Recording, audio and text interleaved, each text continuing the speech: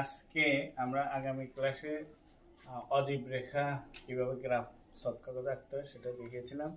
আর আজকে দেখাবো কিভাবে গণসংখ্যা বহুভুজ অঙ্কন করতে হয়।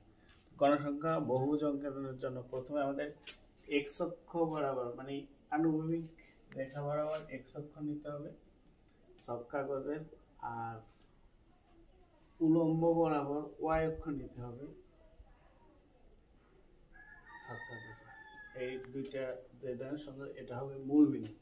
তো আমরা যখন শুরু করব ছক্কাগজের এক্স অক্ষ বরাবর যে আমরা বিন্দুগুলো নেব সেটা হচ্ছে আমাদের গণসংখ্যা বহুভুজ অঙ্কনের জন্য শ্রেণী মধ্য বিন্দু।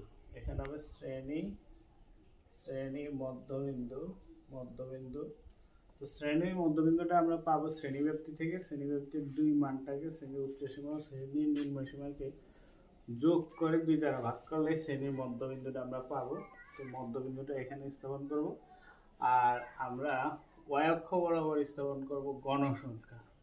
ওয়াই অক্ষ বরাবর স্থাপন করব আমরা গণসংখ্যা।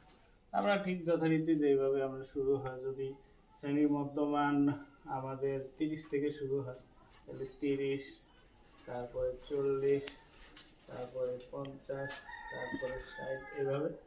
আর গণসংখ্যা আমরা যথারীতি 5, 10, 15, 5, 10, 15 এভাবে নিয়ে আমরা এখানে এক্স অক্ষ বরাবর যে গণসংখ্যাটা হবে সেটা নিব 40 বরাবর যে গণসংখ্যাটা হবে সেটা নেব, 50 বরাবর যে গণসংখ্যাটা হবে সেটা নেব, 60 বরাবর যে গণসংখ্যাটা হবে সেটা নেব। সেটা নিয়ে আমরা এরকম যোগ করব।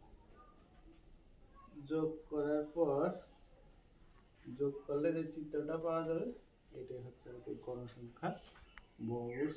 আমার এই ভিডিওটি পছন্দ হলে লাইক করবেন, শেয়ার করবেন এবং সাবস্ক্রাইব করবেন।